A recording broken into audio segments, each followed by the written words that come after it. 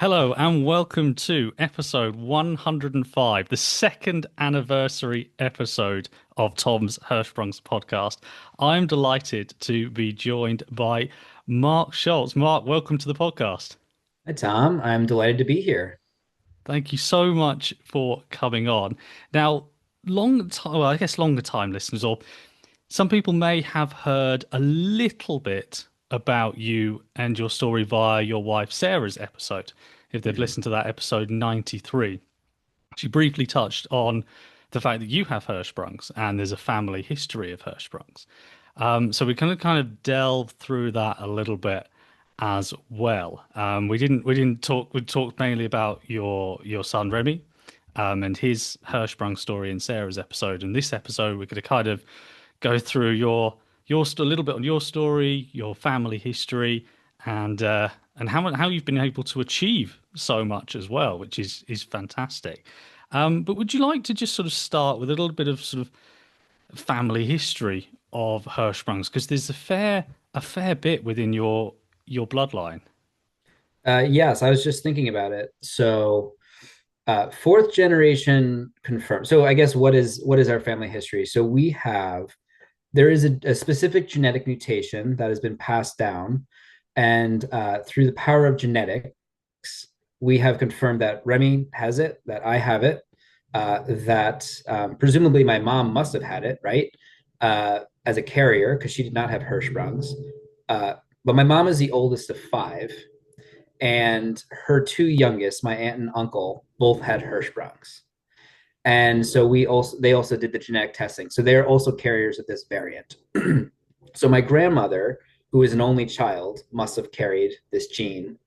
And when we dug a little bit further down when Remy was first born, we unearthed that my grandmother had two uncles, one of which died from stomach complications at birth.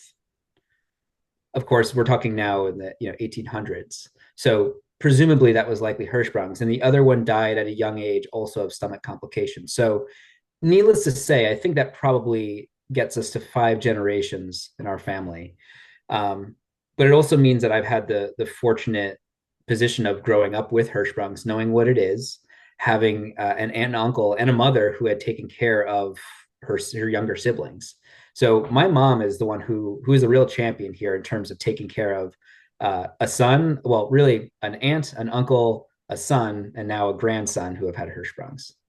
That's incredible, absolutely incredible. Because I get questions and comments quite a lot from people who say, "Oh, is it genetic? Is it not genetic?" And the answer is sort of sometimes there's Mm-hmm. no sort of definite.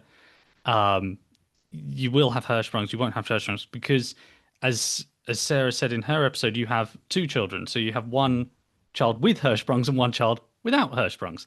So Exactly. And I it's also have a brother, and he does not have Hirschsprungs, and neither do his two children. So the odds are that he also is not a carrier either. yeah, yeah, and it's just for me that type of thing is just fascinating, Mm. and it's kind of in sort of how things get passed down, some things that don't get passed down because as we know, when people have a child, some get passed from the mother, some get passed from the father in terms of genetics and DNA and whatnot, and it just fascinates me how what gets passed down and what kind of doesn't get passed down really. Mhm. So you've kind of grown up knowing, as you said, growing up knowing what Hirschsprung's is from a very young age, and sort of so from that young age, and we'll talk a little bit about sports and running in a bit, but you've Mhm. always been very active um, throughout your life. Very active. I mean, sports was basically what I wanted to do. I Soccer is still my passion. Played soccer my whole life, but I played basketball, I played baseball. Now at some point I decided that I didn't want to destroy my legs or break, all the things that come with being an adult playing soccer. So I started running marathons. Sports has always been big. I've always been very active. As has my dad, right? He was the same way. He was very active growing up. And I guess that Hirschsprung's was never. it was a big part of my life. It was never even a consideration for me in terms of being active, right? From my perspective, I have a couple of scars, and that's it. There was no. I think the funny thing, right? Obviously, this is a stomach issue, and look, there are certainly lingering effects, right? Like I am missing I had short segment Hirschsprungs. They removed part of my colon. And I had 3 surgeries where they did an ostomy, and then they did the slice and dicing and pulled it through, and then they did a third to reverse the ostomy, which obviously now they've gotten it to a point where they can actually, I mean, case by case. But with Remy, even with a total colonic Hirschsprungs, they were able to do an ostomy and then do the pull through all at once. Um, and so for me, it's like I have a couple of scars. I have some stomach issues. I probably go to the bathroom more than most people. That said, not even a consideration if I'm running a marathon, never a consideration with sports. I think it's something that you are aware of, but it's not something that is going to inhibit your ability to play a full game of soccer without having to go to the bathroom, right? Yeah. Yeah, and I excuse me.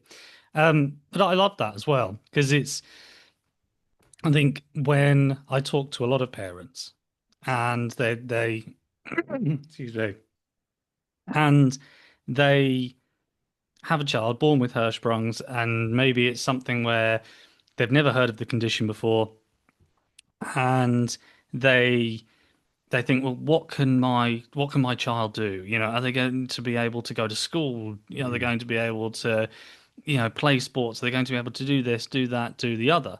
And obviously, it depends, case by case, as you said. But you've kind of shown that, yeah, you can, run marathons. You can, you know, do really well in sort of the corporate side as well. And we'll I was talked hadn't mentioned that yet, but we will in a bit. But I love that it's still kind of you can do anything, I guess, can't you? It is a physical ailment. It has not prevented me from doing anything that I wanted to do in my life. And having a son with total colonic, right? So the worst case it can, or one of the worst cases it can possibly be, he's doing great. He's doing terrific. And our goal as parents, of course, is just to give him the same advantages as every other kid, which is, get him proper schooling and get him, give him a comfortable home and, give him a happy life. This is just something that he's going to have to live with. And I think this is true of everybody. Everyone kind of has their thing, right? It could be Hirschsprung's. It could be that they have anxiety. It could be and a million different things. Everyone has their thing, and this just might be Remy's thing, and that's fine. This was my thing, and it did not prevent me from doing what I said. Um, and again, I think that there's certainly something to be said with having a mother who grew up with it, who knew how to take care of me, from having an aunt and uncle who were, I guess, comrades in that sense. My so this we were ribbing Sarah. If anyone's listened to her episode, I think she had dated my aunt and uncle by at least 10 years. they were born in the late 60s. And so they were, I guess they were 20 years before I was born. Um, and so my mom was 14-ish years older than them, if I recall correctly, 10 to 14. So she very much helping out at that point. And with my aunt and uncle, I mean, just their history. So they both had long segment. We think because they had no idea back then. When they had their ostomies, there were no bags. So my mom recalls putting instead of like the barrier and the bag, right, with the ostomy, they just had aluminum paste. They would put aluminum paste around, and then they would take Vaseline gauze and put that around it, and then they would put regular gauze and a belly band. There was nothing to catch the stool that came out. And I had to remind myself of that. My mom, I just said, that's gross. And she's like, yeah, well, that's what we had. My aunt had 4 or 5 colostomies done where they just kept taking out more and more of her colon until they figured out what worked. My uncle Rich was a little bit better, as I understand it, even though his was a little more urgent in terms of when he had to get his ostomy. But what I recall of them growing up is they both had a lot of scars. So like we would go to the beach with my uncle. My uncle, same thing, sports, golf, right? All of the things that are normal for a kid, but his stomach looks like a maze of scars. And it's so different than what I have even 20 years later, and even what Remy has, right? A smaller scar than that. So we've come a long way, but it hasn't really prevented them from living a rich life either. But as it would have it, they neither of them had biological children. My aunt adopted, and my uncle married a woman who had 5 kids already. So, needless to say, that neither of them had biological children. So it was always, Sarah mentioned this. It was always a thought for me: if I have biological kids, what could the result be? I don't think any of us could have imagined it would be as severe a case as Remy, but here we are. Yeah. Again, I am in a fortunate position, and he will be in the fortunate position to have others who have had long segment in my aunt and uncle, who've had short segment in me, and can manage it and know it, and sort of speak to him about some of the challenges that come with it, but also show him that there's a totally normal life ahead of him. Yeah. Yeah. And I think that's a great way of looking at it as well. I mean, because it's very easy to dwell on the negatives and dwell on the, oh well, I haven't done this, or I can't do that, or my stomach might hurt sometimes, or this, that, the other. But if you flip it round and you go, well, actually, I'm still able to do this, I'm still able to do that, I'm still able to play sports, do this, go to school, go to work, all of that stuff. I love that, and I Yeah. really love that way of thinking. It's something I try and promote very often on here. And if we talk about Remy as well, I know Sarah mentioned went through Remy's story, a fascinating story. If no one's heard that yet, please go back and listen to that one, episode 92. Um, but you are very much in charge of sort of Remy's medical procedures. Is that right? Sort of his medical care. Yes, yes. So we like to joke, Sarah and I, that she's very much the general, and I'm sort of the grunt. She's a strategist, and I'm the doer. And it works out very well with Remy's kind of when he has his medical needs. So things that I'm in charge of, if Remy starts developing a rash, or certainly after his pull through when the rash was as bad as it gets, that was on me. When it comes to if we have to irrigate him still, which is rarely these days, usually that's on me. I am doing most of the diaper changes. I will change him at night. I was testing out all different things. So I think like I hated to hear this.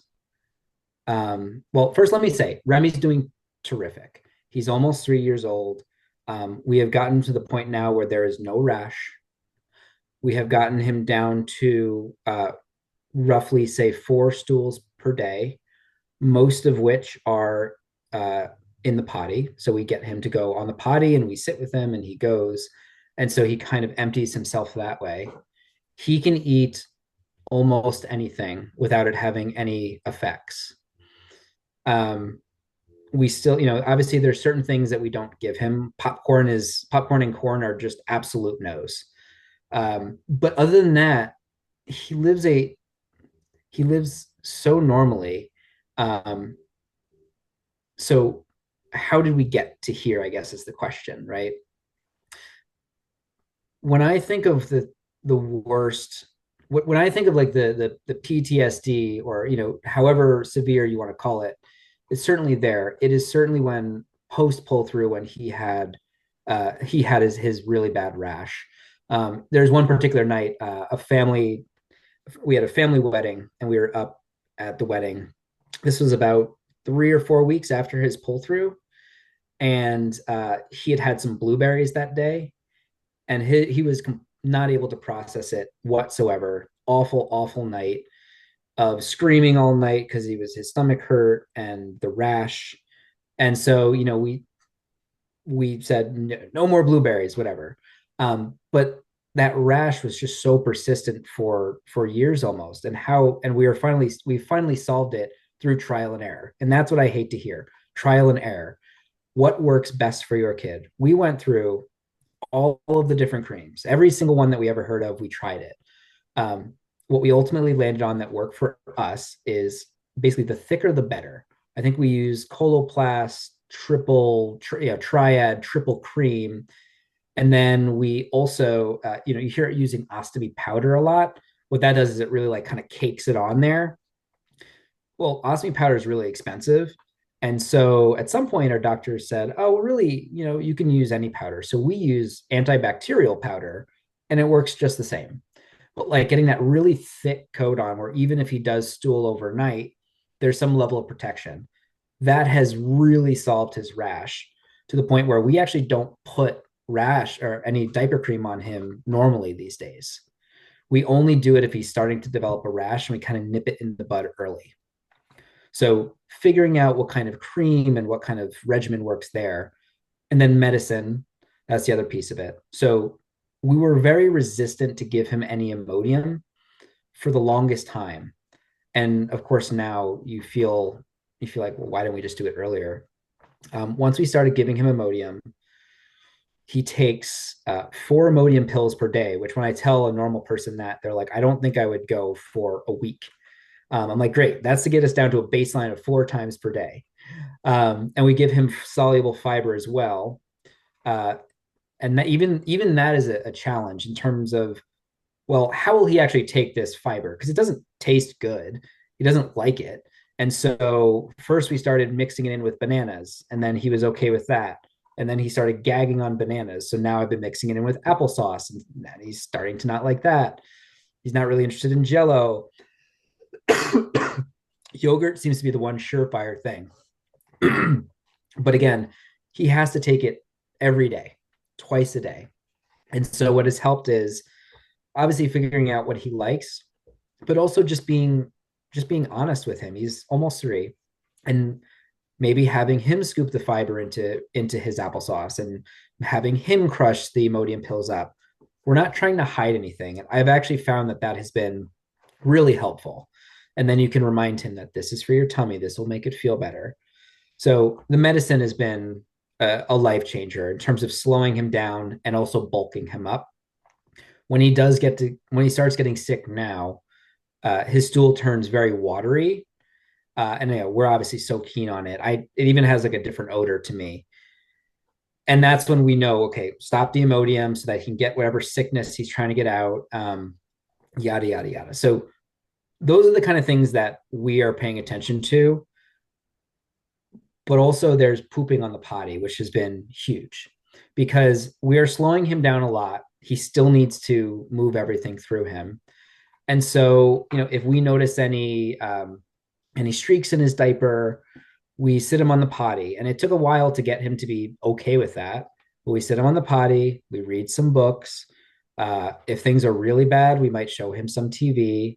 We bought this new like reward jar. He loves, he's a boy. He loves trucks, right?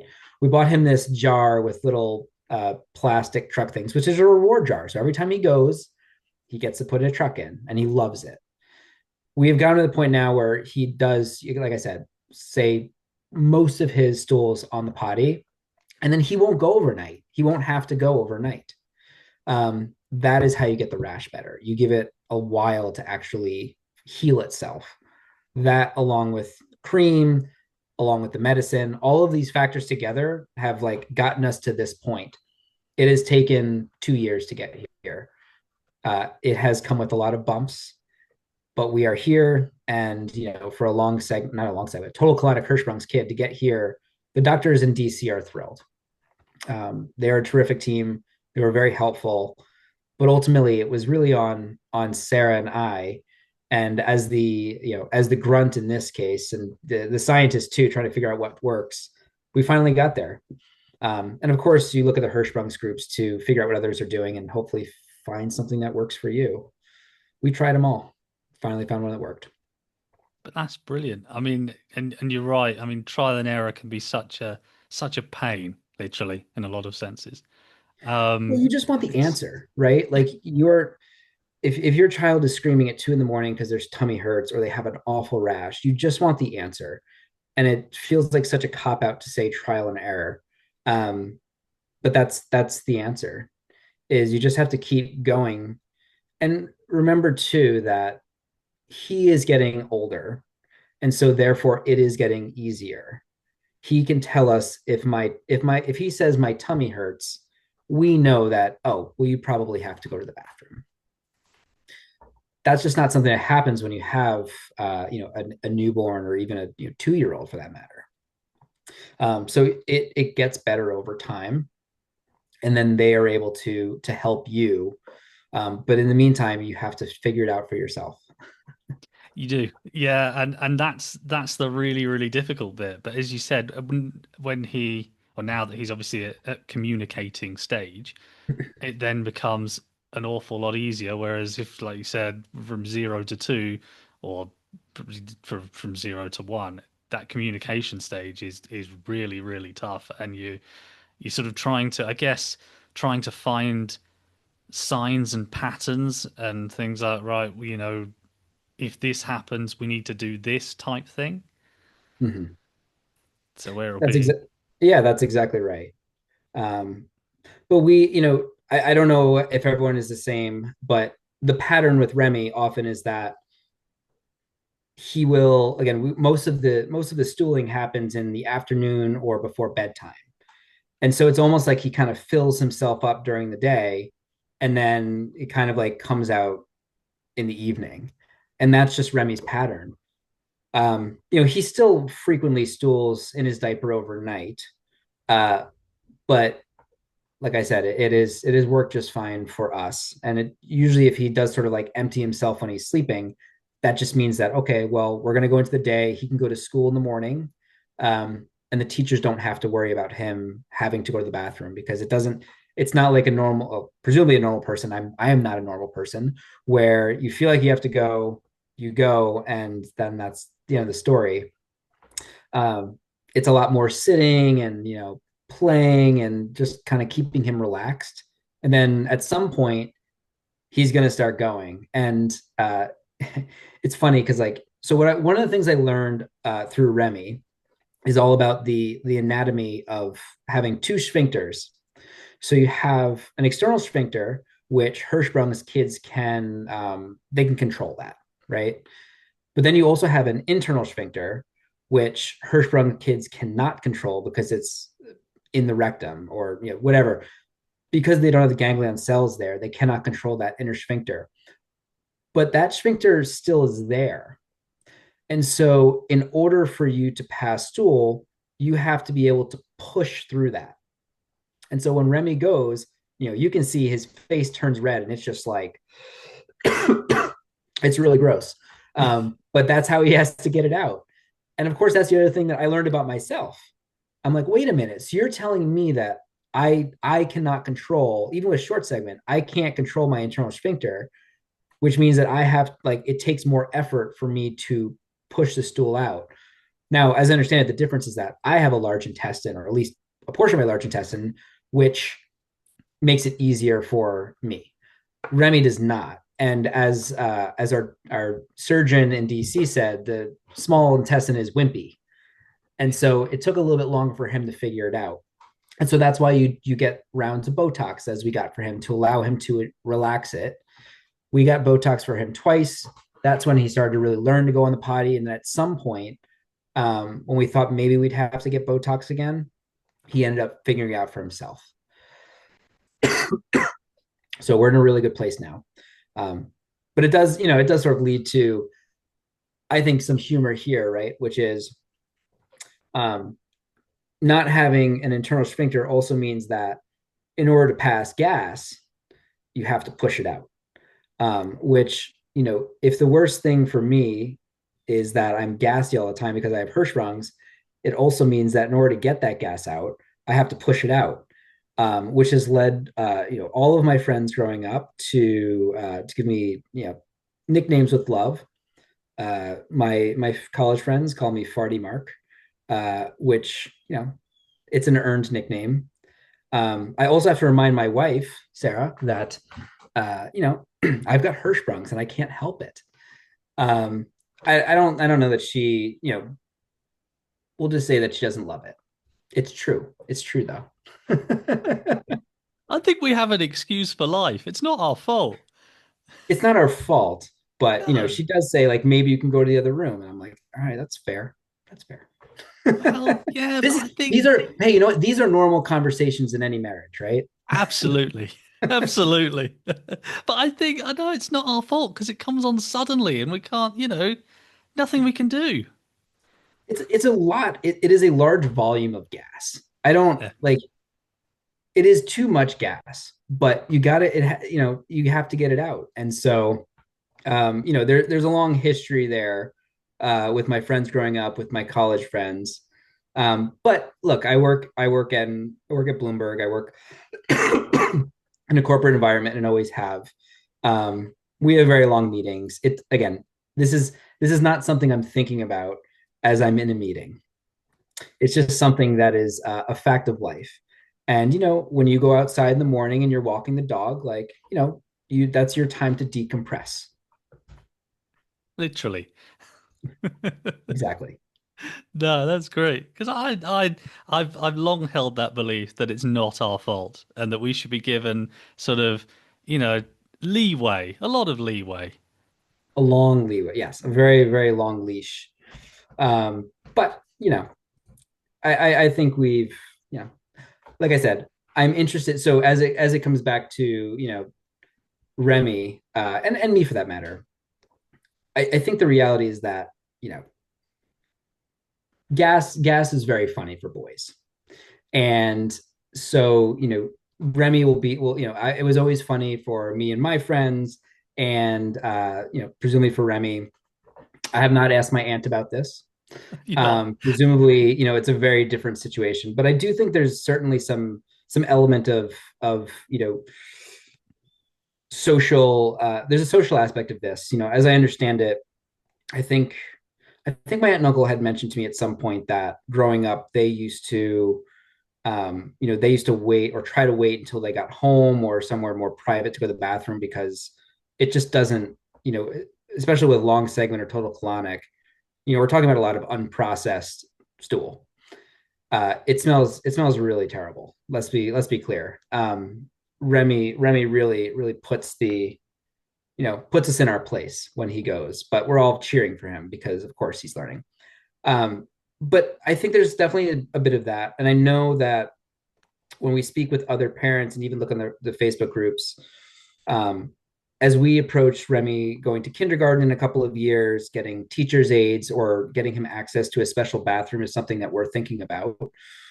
Even as long as maybe in college, we spoke with a family friend who so happened to have Hirschsprungs. Her son now just had his first kid, who does not have Hirschsprungs, by the way, but he had long segment. And even when he went to college, they asked for sort of special access, or I think a dorm room with its own bathroom. So I think that that's the other thing to think about as well is when there is special attention needed, you can almost always ask for it because it is a real condition and it is something that people do have to manage. I am fortunate enough where I don't feel like it has changed my daily activities, but it doesn't mean that it's not for everybody. And Remy might fall into that category as well. But again, I think we are hyper aware of it and we'll always give him what's best for him, just like we would do to any other kid, whether they have Hirschsprungs or not. It's just his thing. Yeah, absolutely. I think you're right there with sort of special dispensation because and possibly Hirschsprung's people not being aware that they can ask for it.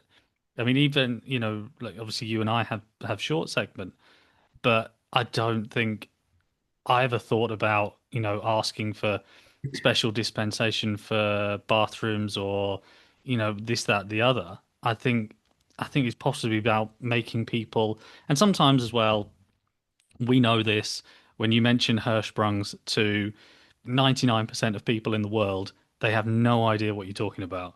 So I think it's also about making people aware, I guess, as well. Yeah.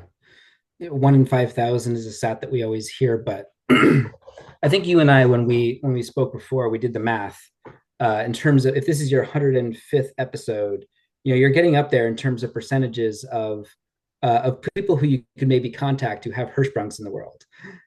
And Yeah. so, at the end of the day, like it is a small community. It's wild to think that I have 4 living family members who have this disease. We're going to Thanksgiving on this Thursday, and we said we have to get a family photo of the 3 generations of Hirschsprung kids, and we can show off our scars. Um, Coincidentally, my mother had rectal cancer a few years back, and she also had to have an ileostomy, which the doctors assured her that this had nothing to do with Hirschsprung's, but we were also assured that Remy didn't have Hirschsprung's in the hospital as well. It seems far too on the nose to me to be a coincidence, but you never know. Sorry, my brother-in-law is creeping over the bed right now. Hi. But yeah. I'm podcasting here. But um, yeah, absolutely. No, yes. you're right. I mean, I know, and Sarah, when Sarah talked about Remy's story, you were almost sort of, told outright, oh, no, no, no, it's definitely not going to be Hirschsprung's. It's not. And the amount of times I get told in various, episodes where people have had doctors say to them, oh, it can't be passed on. Oh, it's definitely not. And it's rubbish. Like it's it's unique, I guess. It's unique. I think the way that I've sort of I don't know that I've necessarily come to terms with it because it obviously creates such a stress, but doctors are scientists at the end of the day. And the way that scientists approach things, they like to eliminate everything before they get to the answer. So eliminate what it isn't. And the reality is that Hirschsprung's, unless you do, the gold standard is to do a biopsy. Unless you do a biopsy, you're not going to know for sure. And so they're not going to do that somewhat invasive procedure unless they have to. And so they will continue to try to eliminate things until they finally figure out that it is Hirschsprung's. Even if you tell them that I have a family history of Hirschsprung's and I myself had Hirschsprung's. So, again, growing up with Hirschsprung's is interesting because I've always known about it. And so, even I was thinking about this this must have been one of my very earliest memories is like what lasting impacts has it had on me? Nothing lasting, but I do recall having accidents, especially overnight, for a long time. I don't know for sure, but I would say until I was 5, maybe even 6. I can recall my mom, after having an accident, washing me in the kitchen sink, which actually sounds gross when I say it, but you know that has to be one of my earliest memories. The fact that I fit in the kitchen sink, but it also kind of reminds you that kids, very young children, remember more than we give them credit for. And so, Remy coming up on the age of 3, he is going to remember these traumatic experiences, and and so obviously, if something comes up, and especially with something like if we have to irrigate him, that's one of my earliest memories. Again, is Dr. Schullinger, who was my surgeon. He had to stick his pinky. I think it was his pinky. At the time, it felt a lot bigger than a pinky, but he had to stick it up my butt so he could check that the scarring was healing appropriately. And again, I had my surgeries when I was 1 year old. I must have been 2 or 3, and I can recall this. So, needless to say, our kids are not going to remember very much. What they're going to remember is that the parents are there. They're going to remember that some things did happen, but ultimately, these are necessary things so that they can live a long and healthy life. And Absolutely. so if it takes, Dr. Schollinger sticking a finger in my butt to make sure everything is healing great, fine. I remember it. I'm not thinking about it every day. Yeah. Um, Coincidentally, my Aunt Nancy, who was a little bit older when she had her ostomy, my mom loves to recall when she told Dr. Schollinger, like, don't stick your finger up my butt. So it's come a long way, but that has not evolved. that is No, that no. is still how doctors are checking. Um, I Sarah told the story about when Remy got, like, how advanced has medicine become when your surgeon, when your son has a prolapsed ostomy, tells you to put some sugar on it and it'll go back in. But it works. It works. Yeah. Who thought? Who would have known? It's so rudimentary, but a lot of this stuff is. It's like, great, you have an ostomy. What are we going to do? Well, we're going to cut a little hole in a with in a, a sticker, and we're going to stick it on, and then we're going to put a bag on it, and then it's going to catch the stool. Great. Great, change that every other day. Yeah. Great, we're going, and then they do a pull through, and it's like, okay, great, now we're just going to use diaper cream, and then we're going to use Imodium, and we're going to use five. None of this is we're not coming very far. uh when it comes to the medicine of this, it is a physical ailment of, you don't have nerve endings, we're going to cut that piece out, we're going to reattach it, and then you might have some lasting issues. Could be worse. Yeah. I think it's yeah, I think it's incredible. Absolutely incredible. But sort of circling back to you as well. I know in Sarah's episode she talked about a 5K that you were going to run. I think yes, when we recorded it you hadn't run it yet. Now obviously you completed that 5K. Of I course, yeah, imagine yeah. I imagine for a guy who's done a few marathons, 5K is not exactly the hardest thing in the world. Um, but you raised quite a bit of money as well. Do you have the final figure? It was over 23,000, 23,423. Is that right? Yeah, fantastic. That's good. I work in finance, so I need to remember the numbers. Um, Look, my wife, when she said that she wanted to raise money, I remember her asking me, like, are you okay with this? I said, of course I'm okay with this. But I think the reality is we hadn't talked about Remy's story that publicly yet, and certainly not to our friends. Well, maybe our friends, but not to the degree of that.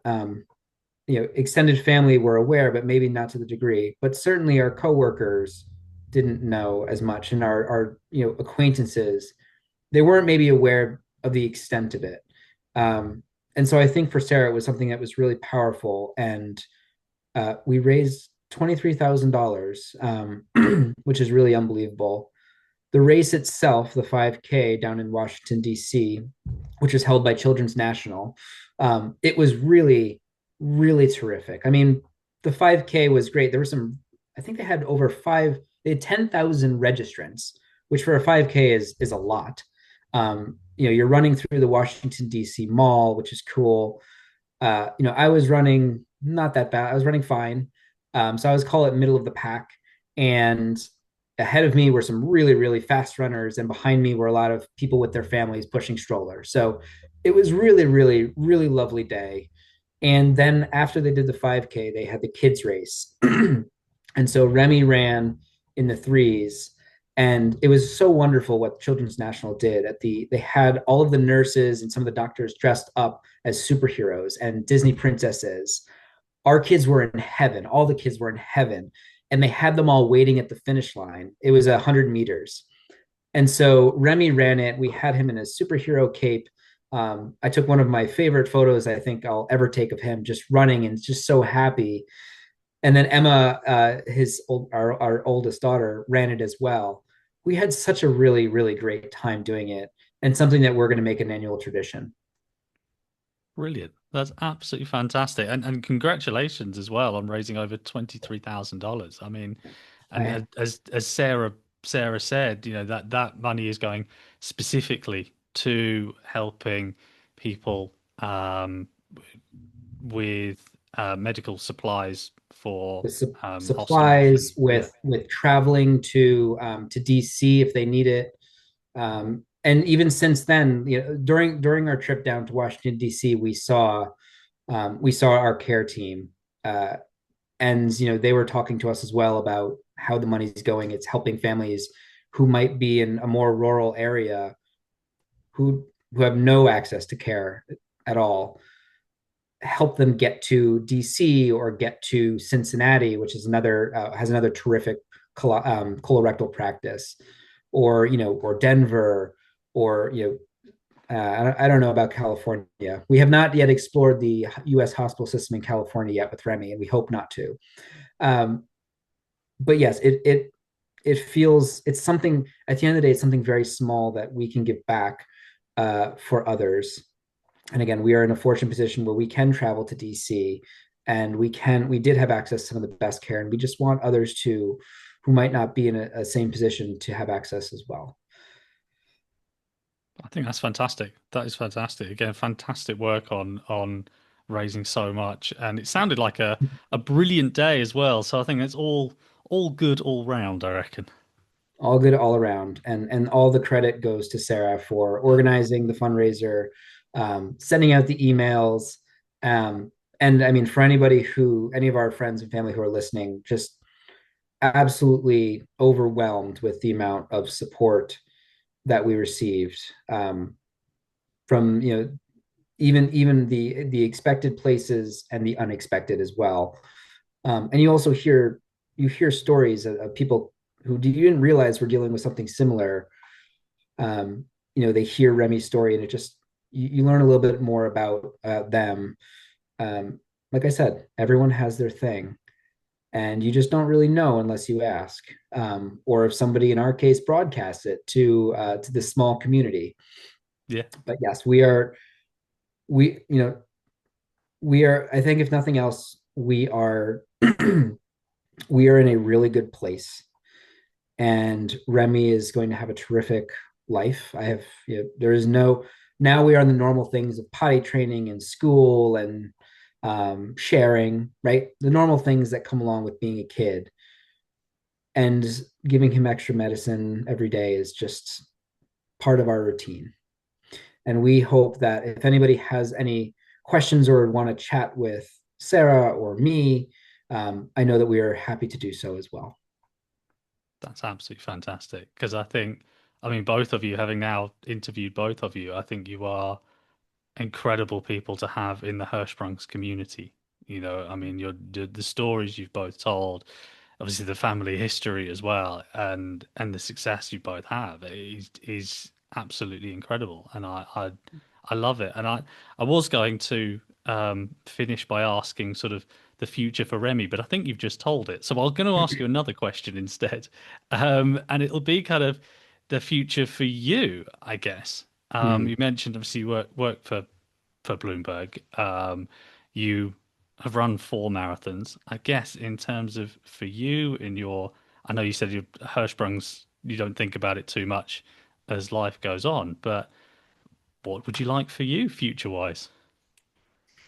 I think the same thing as everybody, right? We are raising two wonderful kids. I would like professional development. I would like my kids to continue to excel and be healthy. I would like to have a rich family life. It's like I said, Hirschsprung's is not something I'm thinking about every day. It's just something that I've lived with, and I just want the same thing for myself, as anybody wants, which is just happiness. And happiness for myself, happiness for my family, my friends, and of course for my children. Part of that, of course, is caring for Remy and making sure that he knows that this is a physical ailment, that is something that you live with. It is not a barrier to doing anything that he will want to do.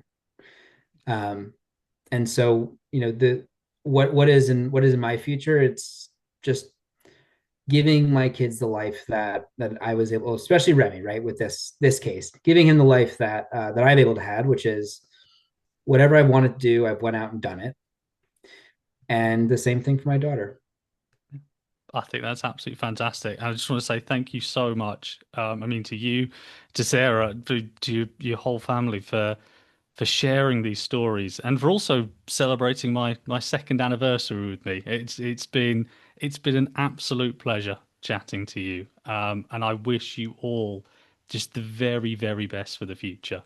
Hey, congrats on 2 years. It's a big achievement. 105. Like I Yeah, said, you'll have to calculate the percentile of people you've spoken with.